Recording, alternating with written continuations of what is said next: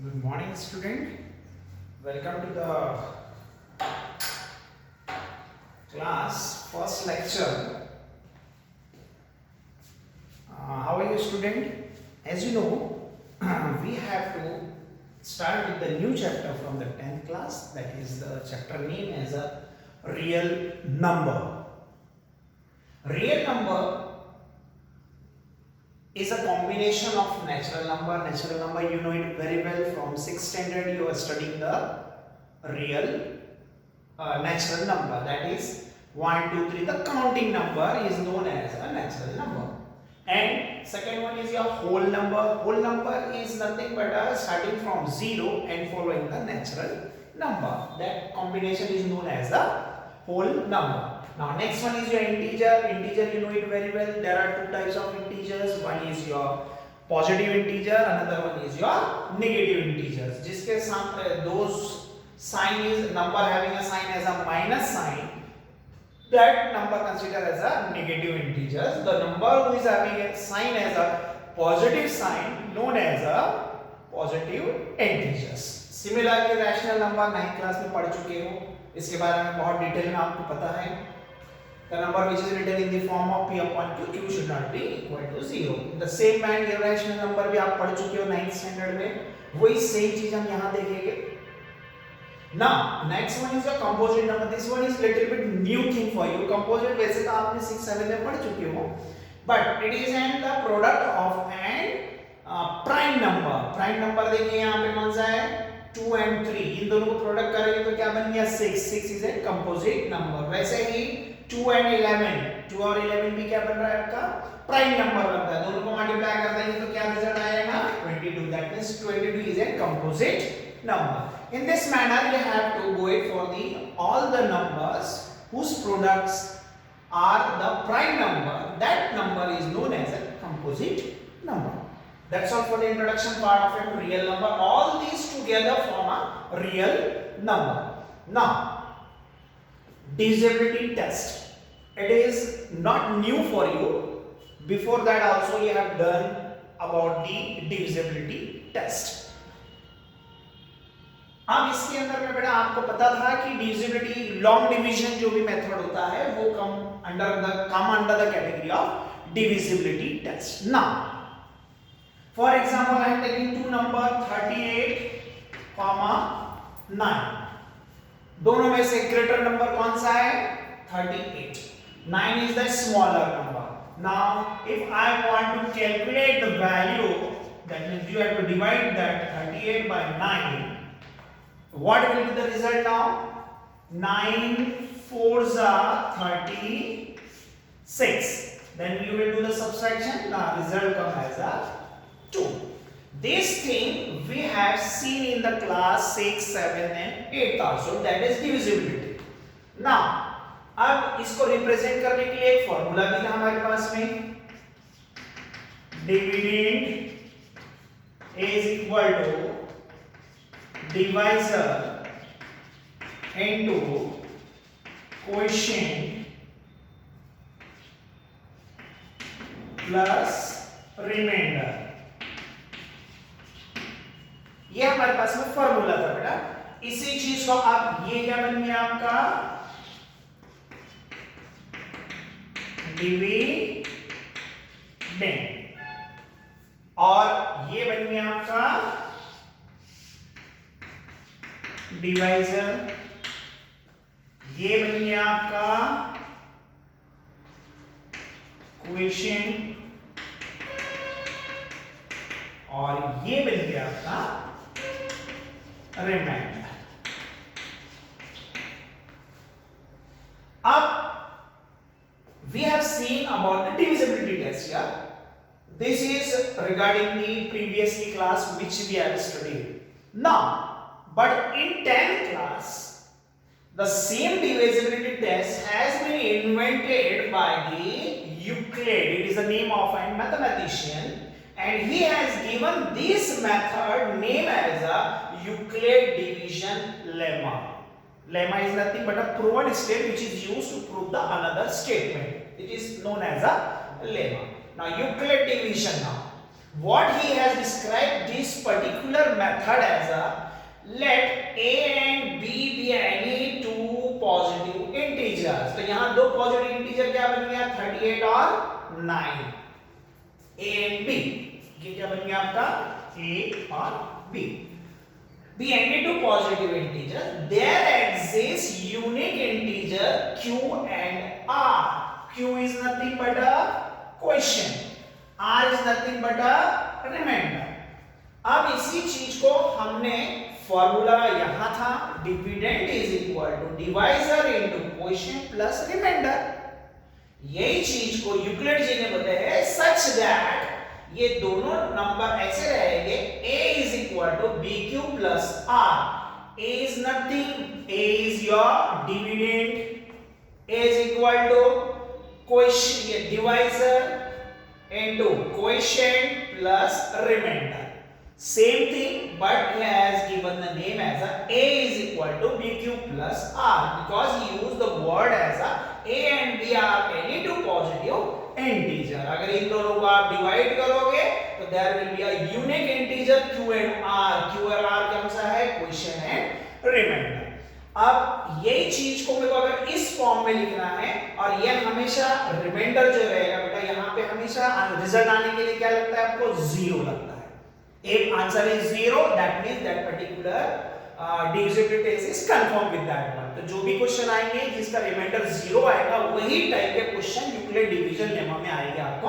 Reminder जिसमें दो बच रहा है तीन बच रहा है इस टाइप के क्वेश्चंस नहीं पूछे जाएंगे आपको. इसमें कौन से आएंगे the reminder should be zero.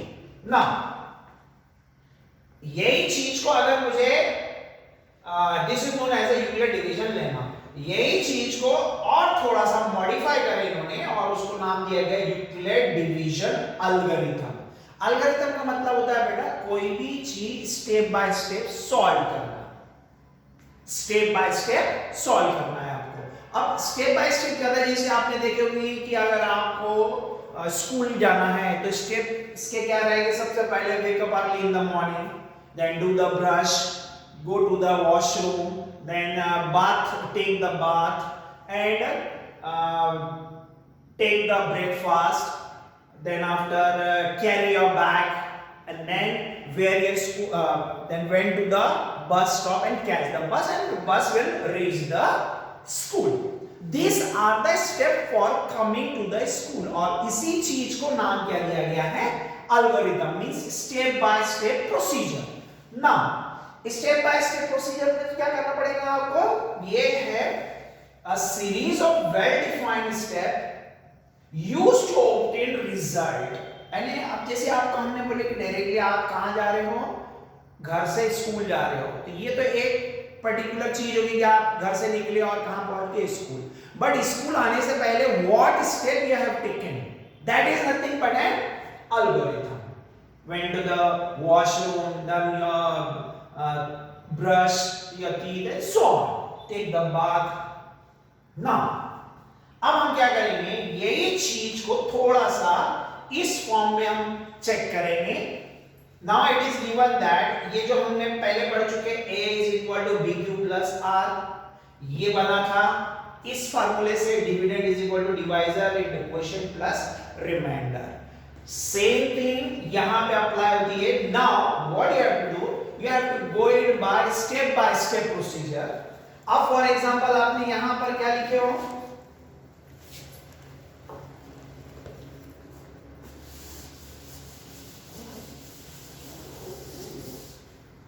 it is given that here are two numbers 117, 45. तो हाँ यहां क्या करेंगे आप सबसे पहले इसको बेटा आप HCF निकालोगे, दैट इज 117. दोनों में से कौन सा ग्रेटर नंबर है 117 है, तो डिवाइडेड बाय क्या करेंगे हम 45 करोगे. नाउ 117 डिवाइडेड बाय 45, 45 2 जा 90, 3 जा करोगे तो 120, मोर देन 117 हो जाएगा. इसलिए कितने बार लेंगे हम सिर्फ 2 टाइम लेंगे और उसको क्या करेंगे सब्ट्रैक्ट करेंगे. तो 7 - 0 इज 7. 1 में से नहीं जा सकते तो 11 में से निकाले तो कितना बचेगा बेटा 27. Any problem till this one? Now, ये जो आपने स्टेप करे हो, ये स्टेप आपको इसके 5-7 में लिखना है। नाउ आपने इन दोनों नंबर को डिवाइड करे। First algorithm means step by step process. पहला स्टेप क्या लिया आपने? डिविडेंड। डिविडेंड कितना था? 117 is equal to B. B क्या था आपके पास में? यहां से देखो B that is divisor.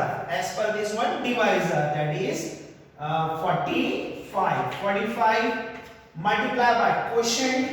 Q is nothing but a quotient. Quotient कितना है आपका? This one is the quotient Q. This one is your A. This one is your B. This one is your R.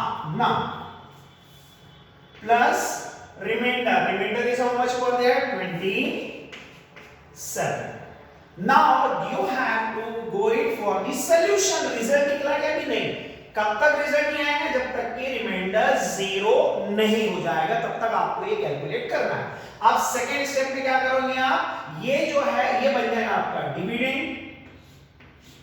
यहां लिखोगे आप 27, divisor बन जाएगा आपका reminder और ये बन जाएगा आपका 45। क्यों? क्योंकि नेक्स्ट स्टेप आपको करनी है। कब तक करना है ये स्टेप को? जब तक कि आंसर 0 नहीं बन जाएगा, मींस रिमाइंडर 0 नहीं आएगा। 27 के टेबल में 2 जा अगर करते हैं तो ये हो गया 4 that is 54 more than that one, तो इसलिए हम इसको नहीं कंसीडर करेंगे। हाउ मच जा? 1 जा 27। Now do the subtraction. Subtraction करने के बाद में क्या आंसर बन रहा है? रिजल्ट 5 में से नहीं जा सकता, इट विल बिकम 315। 7 + 7 और ये बन गया आपका 8 और ये बन गया 1। अब सेकेंड स्टेप आपने ये सॉल्व करो बेटा, क्योंकि आपका रिमाइंडर जब तक 0 नहीं आएगा तो कंटिन्यू करना। अब उसी चीज को यहां लिख देंगे हम। अब यहां पे डिविडेंड क्या बन जाएगा आपका? Remainder that is 45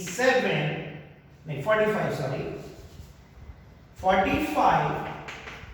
45 is equal to 27 multiply by quotient कितना है? Q कितनी वैल्यू है? 1 प्लस अब रिमाइंडर कितना है आपका? 18। तो ये हो गया आपका सेकेंड स्टेप।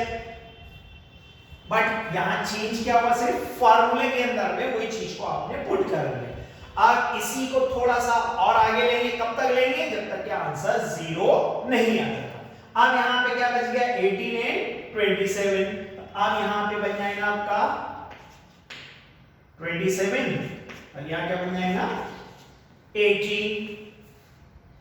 नाउ 18 मंजा 18, ये बन गया आपका 17, 10 बन गया 17 में से 8 गया that is 9। Again the answer has not come. यहां लिख रहा हूं मैं भी आंसर को। ये हो गया था। इसके बाद में क्या बना आपका? 27। ए क्या बन गया यहां पे? 27। बी क्या बन गया आपका? B is your 18। क्वेश्चन कितना बना है आपका? 1 और यहां पे रिमाइंडर कितना बन गया आपका? 9 प्लस 9। 0 आया क्या अभी तक के? नहीं आया। तो go for the next step. Next step क्या बनेगा आपका? ये चला जाएगा बाहर, ये चला गया अंदर। ना 9 के टेबल में 18 आता है? एग्जैक्टली आता है। हाउ मच जा? 2 जा 9 2 जा 18। Now the remainder come as a 0। Now ये स्टेप अब आप यहां लिख लोगे। यहां डिविडेंड ए क्या बन रहा है? 18। बी की वैल्यू कितनी है? 9 मल्टीप्लाई बाय क्वेश्चन कितना है? 2। रिमाइंडर कितना है? 0। दैट मींस यहां आके आपको स्टेप को रोक देना है। This will be the solution of, that means you have calculate the HCF of 117 and 45 as a 9. HCF of 117 and 45 is 9। जो लास्ट नंबर डिविजिबल हो जाएगा जिस नंबर से, वो क्या बन जाएगा? उसका HCF बन जाएगा। That's all for the introduction part. अब इससे से थोड़ा सा एडवांस हम चलेंगे। इसको बोला जाता है how to take out the HCF using Euclid division algorithm. ये जो प्रोसीजर हमने करे हैं, this is known as a division algorithm. Which algorithm? Euclid division algorithm. इस वीडियो को 1 से 2 बार देखोगे बेटा, you will get the ideas and it will get clear for you. That's all for this introduction.